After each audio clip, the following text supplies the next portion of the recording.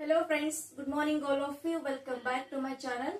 आज के इस वीडियो पे हम बात करने वाले हैं डिड को किस तरह इस्तेमाल करें, इंग्लिश ग्रामर में हो या फिर स्पोकन इंग्लिश में हो, जब हम किसी के साथ बात करना चाहते हैं या फिर इंग्लिश कम्युनिकेशन स्किल में किस तरह हम डिड को इस्तेमाल करना चाहिए। इसके बारे में इस वीडियो पे मैं पूरी इंफॉर्मेशन देने वाली हूँ। तो मेरे इस वीडियो को ज्यादा से ज्यादा लाइक करें, शेयर करें, सब्सक्राइब करना ना भूलिए। शुरू करते हैं आज के इस टॉपिक पे, जो कि है हमारा डिड को हम किस तरह यूज करें, कहाँ यूज करें और किन सब्जेक्ट के साथ हमें डिड को यूज करना है। ओवरऑल ऑल इंफॉर्मेशन को मैं इस वीडियो पे प्रोवाइड करने वाली हूँ, तो एंड तक देखना। डिड का इस्तेमाल हम सातों सब्जेक्टों के साथ करते हैं। फर्स्ट ऑफ ऑल आपको मैं मेरे पिछले वीडियोस में भी बता चुकी हूँ, मेरे प्रीवियस वीडियोस में भी मैं बता चुकी हूँ कि डिड मतलब इंग्लिश में सब्जेक्ट कितने होते हैं, इंग्लिश में ग्रामर में सब्जेक्ट कितने होते हैं, 7 होते हैं, जो कि है I, we, you, they, he, she, it. ये है हमारे इंग्लिश ग्रामर में मतलब सब्जेक्ट, जो कि मैं उसे यहाँ पर लिख चुकी हूँ। क्या है? I, we, you, they, he, she, it. इतने सब्जेक्ट के साथ, मतलब ये सातों सब्जेक्ट के साथ हमें किसका इस्तेमाल करना चाहिए? डिड का इस्तेमाल करना चाहिए।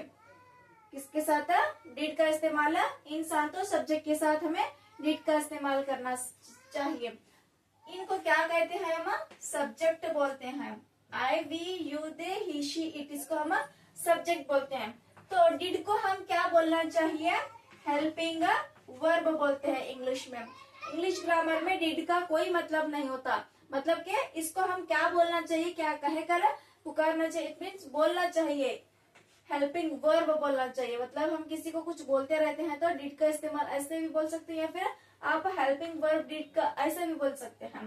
तो इसको हम हेल्पिंग वर्ब बोलते हैं और इनको हम सब्जेक्ट बोलते हैं। डिड को हम प्रेजेंट में यूज करें या फिर पास्ट में यूज करें या फिर फ्यूचर में यूज करें, कब यूज करना है? हमें डिड का इस्तेमाल सिंपल पास्ट टेंस में करना चाहिए। सिंपल पास्ट टेंस में कब यूज करना चाहिए? हमें डिड का सिंपल पास्ट टेंस में यूज करना चाहिए। आज इस वीडियो पे हम बात करने वाले हैं नेगेटिव वे में, मतलब प्रेजेंट, सिंपल प्रेजेंट टेंस में नेगेटिव में किस तरह हम डिड को इस्तेमाल करते हुए सेंटेंसेस को बना सकते हैं। इसके रिलेटेड मैं इस वीडियो पे बताने वाली हूँ। तो यहाँ पर देखिए नेगेटिव में फॉर्मूला क्या होता है, किस तरह फॉर्मूला आना चाहिए। मतलब एक सेंटेंस को बनाना हो तो हमें वहां पर क्या होना चाहिए? स्ट्रक्चर पता होनी चाहिए, वो के मतलब फॉर्मूला पता होना चाहिए। विदाउट फॉर्मूला हम सेंटेंस को बनाने में मतलब सक्सेस नहीं रह सकते, मतलब सेंटेंस को बना नहीं सकते। तो बात कैसे करेंगे आगे जाकर, इसीलिए हमें सेंटेंस को बनाने के लिए फॉर्मूला होना चाहिए। फॉर्मूला रहा तो हम क्या कर सकते हैं? इजी वे में जल्दी सेंटेंस को क्विक होके बना सकते हैं। तो हमारा नेगेटिव वे में फॉर्मूला ये है कि subject did not V1 object. Formula क्या है हमारा? Subject plus did plus not plus V1 plus ING, ये फॉर्मूला है। इस फॉर्मूले को डालकर आप अपने घर में बहुत सारे सेंटेंसेस को क्रिएट कर सकते हैं। किसी भी एक सब्जेक्ट को लेकर डिड और नॉट को वहां पर कंपलसरी यूज करना पड़ता है। कोई एक V1 वर्ब को लीजिए, उसके बाद में ऑब्जेक्ट को डालिए। बहुत बोले तो बहुत ही इजी है इंग्लिश ग्रामर सीखना या फिर इंग्लिश सेंटेंसेस को बनाना या फिर बात करना। तो यहाँ पर देखिए नेक्स्ट मैं एग्जाम्पल्स के तहत बता रही हूँ किस तरह सेंटेंसेस को बना सकते हैं, किस तरह हम डिड को इस्तेमाल करना चाहिए, नॉट को इस्तेमाल करना चाहिए, V1 कौन से हो सकते हैं, ऑब्जेक्ट किस तरह बना सकते हैं। मैं ऑल ओवर नीचे आपको फॉर्मूले मतलब एग्जाम्पल्स की तरह समझाने वाली हूँ, तो पूरा देखिए। हमारा फर्स्ट एग्जाम्पल होता है he did not go out. यहाँ पर क्या हो रहा? हमारा ही सब्जेक्ट हो रहा है और डिड हमारा फॉर्मूले में आता है, जो कि हम सिंपल प्रेजेंट टेंस में यूज करते हैं और नॉट का इस्तेमाल करते हैं। जब भी हम नेगेटिव सेंटेंसेस को बनाते हैं तो वहां पर क्या होता है? मैं नहीं जाता, मैं नहीं करता, मैं नहीं सोता। इट मीन्स जो भी एक्टिविटी होते हैं उसे नहीं करता से रिलेटेड करता है। तो नहीं को हम इंग्लिश में कैसे बोलते हैं, नॉट। अगर हम नॉट को नहीं डालेंगे तो वहां पर क्या होता है, वो नेगेटिव सेंटेंस नहीं बनता, वो पॉजिटिव अफर्मेटिव सेंटेंस बनता है। तो यहाँ पर जब हम नॉट को मेंशन करेंगे या फिर शो करेंगे तो ही वो क्या होता है, नेगेटिव सेंटेंस शो करता है, फिर दिखाई देता है। यहाँ पर he did not go out बोले तो वो बाहर नहीं निकला, वो क्या हुआ, बाहर नहीं निकला। इसका मतलब क्या होता है, बाहर नहीं निकला। यहाँ पर देखिए हमारा ही बोले तो सब्जेक्ट ही आ गया, डिड बोले तो डिड का इस्तेमाल करें, नॉट बोले तो नॉट का इस्तेमाल करें। हमारा यहाँ पर वी1 का इस्तेमाल करना है। हम यहाँ पर क्या ले रहे हैं, वी1 गो ले रहे हैं। हम क्या ले रहे हैं यहाँ पर, वी1 गो ले रहे हैं। इसका वी1 ये आउटसाइड क्या होता है, सॉरी आउट क्या होता है, ऑब्जेक्ट होता है। यहाँ पर देखिए गो का वी1 होता है और वी2 इसका क्या होता है, वेंट होता है। वी3 क्या होता है, गॉन होता है। V one is go, V two is went, वी3 इज गॉन। इसका सेंटेंस का मतलब क्या है पता चला, फॉर्मूले के साथ आपको किस तरह सेंटेंस को बनाना है उसका पता चला, और इसमें वी1 वी2 वी3 कौन सा है और किस तरह हम वी1 को डालकर ऑब्जेक्ट को बना सकते हैं, आप समझ रहे होंगे। नेक्स्ट एग्जांपल देखिए, she did not like dance, वो डांस पसंद नहीं करती थी। क्योंकि हमें पास्ट टेंस की बात करनी है तो यहाँ पर लाजिम लास्ट में हमें क्या आना चाहिए, मैं पसंद नहीं करती थी, था थी का इस्तेमाल करना चाहिए। मैं पिछले वीडियोस में भी बता चुकी हूँ, जब हम पास्ट टेंस का बात करते हैं तो वहां पर हमें था का इस्तेमाल होना चाहिए। यहाँ पर वो डांस को पसंद नहीं करती थी, इस तरह सेंटेंस का मतलब होता है। देखिए सब्जेक्ट के तहत हमें शी का इस्तेमाल कर रहे हैं, देन शी के बाद जो हमें फॉर्मूले में डिड का इस्तेमाल हो रहा है, उसके बाद में नॉट का इस्तेमाल करते हैं। यहाँ पर वी1 बोले तो हम यहाँ पर क्या ले रहे हैं, लाइक। वी1 हमारा क्या है, यहाँ पर लाइक आता है। इसका वी2 क्या होता है, लाइक्ड होता है।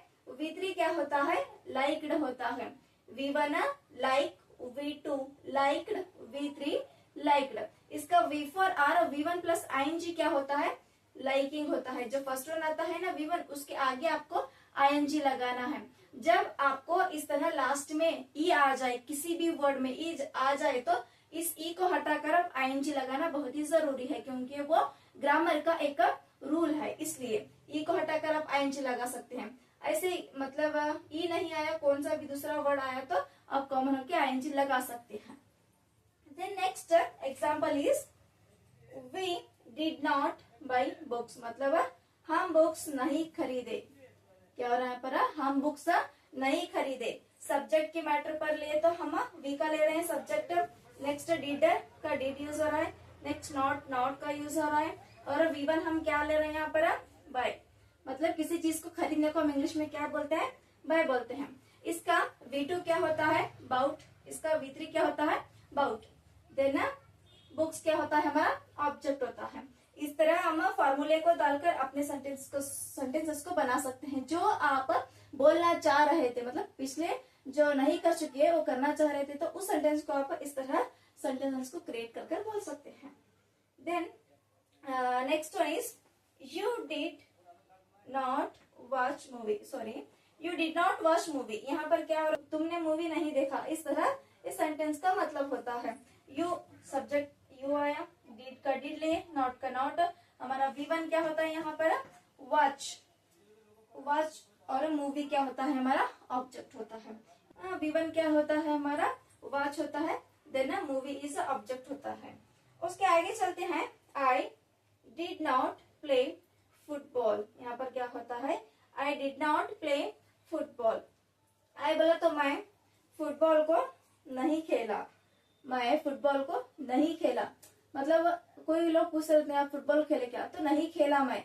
तो इस तरह आपको मतलब नहीं करा, मैं नहीं गया, कुछ नहीं करने का सेंटेंस आप इस तरह बोल सकते हैं जो पास्ट की बात होती है। तो एज इट इज सब्जेक्ट का आई ले गए, डिड और सेम नॉट को। यहाँ पर प्ले क्या होता है, हमारा वी1 होता है।